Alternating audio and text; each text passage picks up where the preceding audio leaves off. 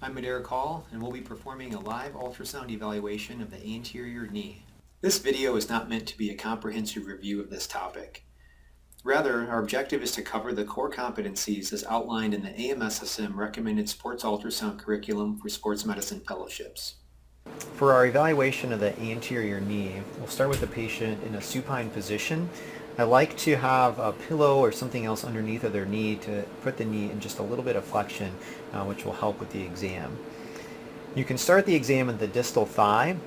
We'll appreciate the quadriceps musculature. So in this view here, we see the femur sitting as this hyperechoic line on the bottom of the screen. Just above that's going to be our vastus intermedius muscle layer here. Our rectus femoris sits right in the middle. Then on the lateral aspect, we have the vastus lateralis, and the medial aspect, we have the vastus medialis. We can follow these muscles as they come down and they begin to form the quadriceps tendon. We'll see the rectus femoris begin to form the superficial layer here first.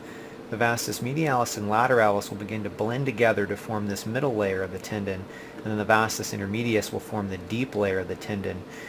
And so we can actually follow those all the way down to this trilaminar appearance of the quadriceps tendon, all the way down to its insertion at the patella. As we come back up, we'll then turn into a long axis view, and we'll visualize the tendon in long axis, this nice fibrillar structure as it comes down to insert onto the patella. So you want to extend the full medial and lateral aspects of the tendon, looking for any focal pathology. And then while we're in the long axis view, we'll then move to evaluation of the joints. We'll drop our focal zone just a bit, and at this level we'll see the suprapatellar recess of the knee joint. So we have, again, our femur on the very bottom is this hyperechoic line. Sitting just on the femur will be the prefemoral fat pad. We'll then see this anechoic stripe representing the suprapatellar recess, and then the quadriceps fat, a smaller short fat pad that sits just deep to the quadriceps tendon. And so this potential space between the quadriceps fat pad and prefemoral fat pad is where the suprapatellar recess is. And our model here actually has a small amount of fluid within that, so it makes it much more obvious for us to see. So we can turn now into a transverse view again and appreciate that suprapatellar recess in the short axis or the transverse view. And so as we come all the way down to the patella and come just proximal to that, we'll appreciate the quadriceps tendon here, which is relatively anisotropic, and then this will be that quadriceps fat pad, and here's that small amount of fluid that lies within the suprapatellar recess, and then here's the prefemoral fat.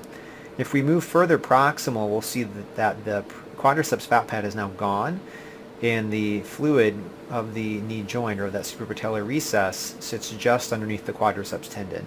So that's an important relationship to understand, particularly if you're performing any interventions about the knee when there's not an obvious fluid collection.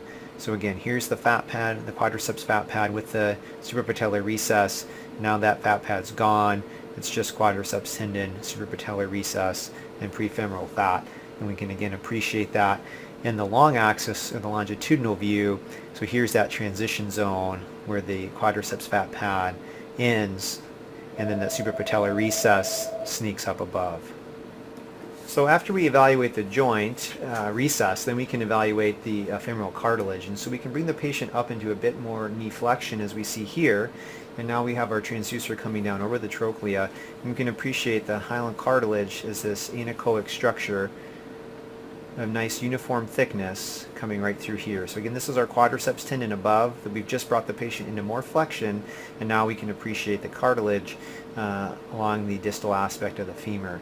So we do not have full evaluation of the cartilage. We can't rule out cartilage lesions from ultrasound, but we may be able to identify something during our scan. So this can be a useful to at least visualize part of the cartilage here.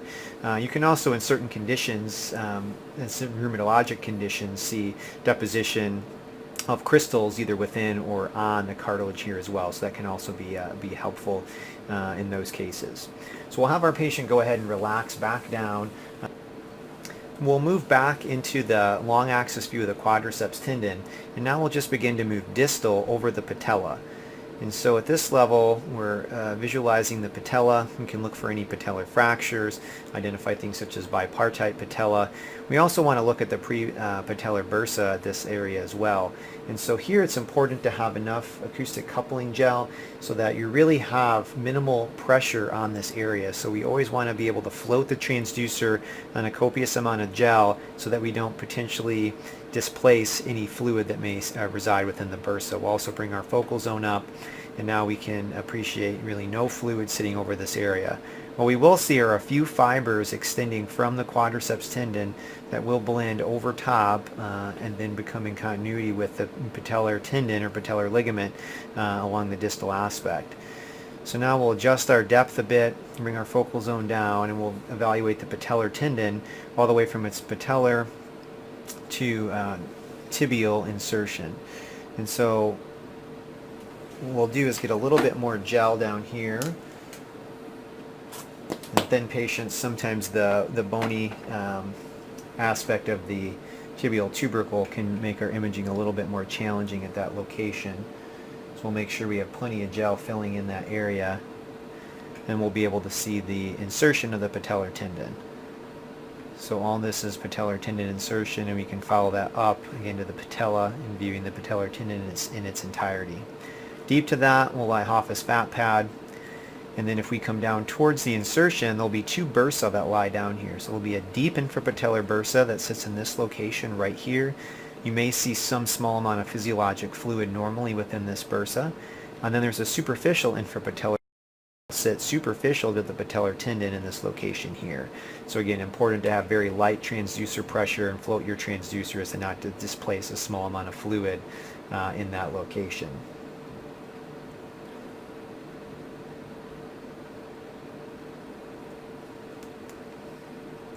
And that will complete our evaluation of the anterior knee.